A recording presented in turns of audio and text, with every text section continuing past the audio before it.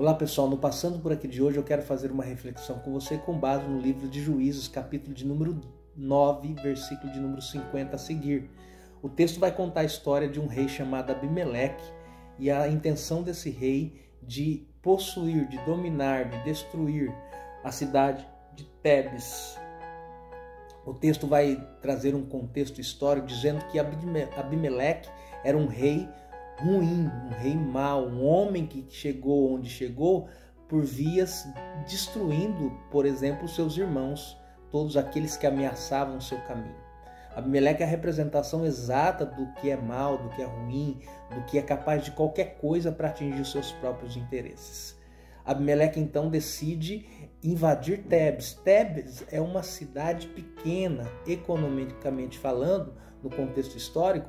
Tebes não é rica, não tem nenhuma relevância econômica ou geográfica. Tebes tem uma importância no seu nome. O seu nome significa cidade iluminada, cidade de luz, lugar que brilha. E foi talvez essa a grande intenção de Abimeleque tomar conta. O brilho de Tebes incomodava Abimeleque a ponto de Abimeleque se dirigir para ela com más intenções.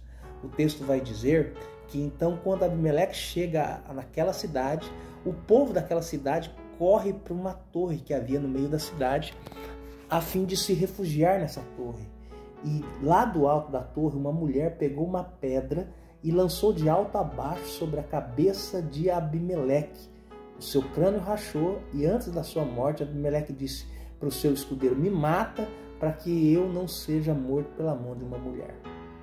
Ora, agora aqui a gente aprende algumas lições e extrai desse texto e é importante pensar em algumas considerações. Primeiro, Abimeleque é a representação do que é ruim, daqueles que se levantam contra o outro para atingir os seus próprios interesses, são capazes de qualquer coisa. Tebes, a cidade iluminada, representa todos aqueles que têm uma luz, um brilho. E quantas vezes esse brilho incomoda as pessoas? O sucesso de alguém incomoda o outro, a capacidade de fazer de alguém incomoda o outro, o brilho, o carisma que alguém tem, a capacidade de articulação dessa pessoa. Às vezes não é algo relevante, às vezes você não é rico economicamente, você talvez não tenha uma família renomada onde você vive, mas aquilo que existe em você, a sua essência, faz com que as pessoas se dirijam contra você, muitas das vezes movido pelo sentimento de inveja. Ora, tem um texto bíblico em Eclesiastes que diz assim, que toda obra realizada com destreza atrai a inveja do seu próximo. Se você é um simples trabalhador, mas é o melhor naquilo que faz, se destaca naquilo que faz, certamente alguém te invejará. Então essas questões todas talvez seja a grande razão pela qual se justifica o ataque desses adversários. Tebes tinha uma luz nela, em si. E essa luz incomodava as pessoas que estavam ao seu redor, inclusive Abimeleque no contexto. O texto vai dizer então que lá no meio da cidade surge uma solução. Como escapar da mão de Abimeleque? Como escapar das mãos daquele que intentam coisas ruins contra a nossa vida? O texto vai dizer que existia uma torre no meio daquela cidade.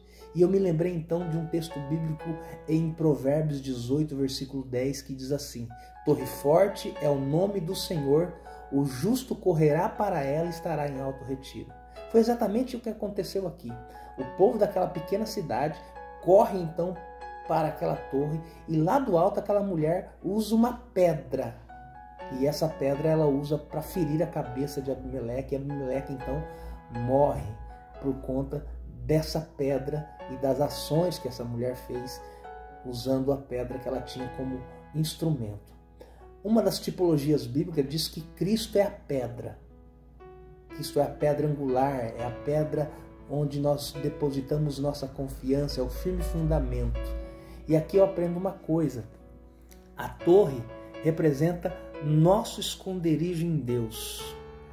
Ora, nós não estamos firmados, aqueles que têm uma aliança e um compromisso com Deus, não está firmado no nome da nossa família, não estamos firmados no nosso diploma, não estamos firmados na nossa própria força. Nossa grande segurança está em Deus. É nele que nós nos escondemos. O Salmo 91 vai dizer assim: aquele que habita no esconderijo do Altíssimo, à sombra do Onipotente descansará. Olha que bonito isso.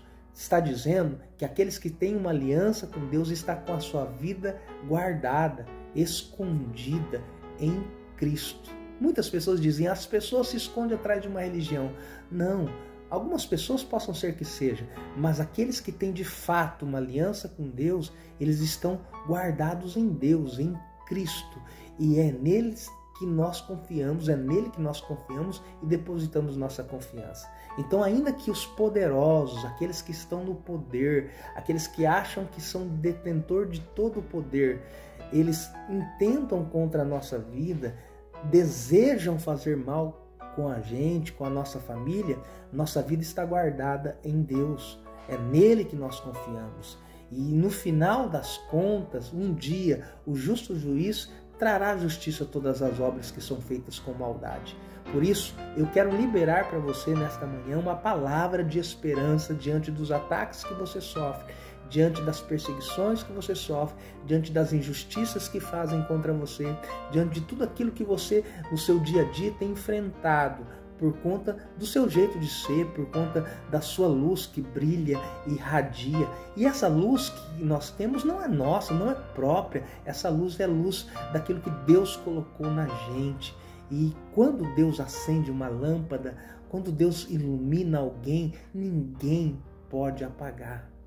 Por quê? Porque lâmpada que Deus acende, pessoas que Deus iluminou, jamais pode ser apagada por quem quer que seja. Então fique essa palavra de confiança. Entenda uma coisa, é nele que nós nos refugiamos. O justo corre para o alto dessa torre, e essa torre forte é o nome do Senhor. Que essa palavra possa abrir sua mente, seus olhos, para que você possa enxergar que ainda que por um tempo os inimigos pensam que estão triunfando sobre a gente, no final da história, é Deus quem dá a última palavra. Que fique essa palavra ao seu coração.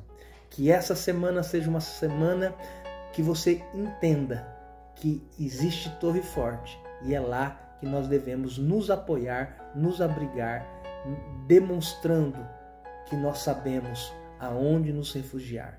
Fica com Deus e até a próxima.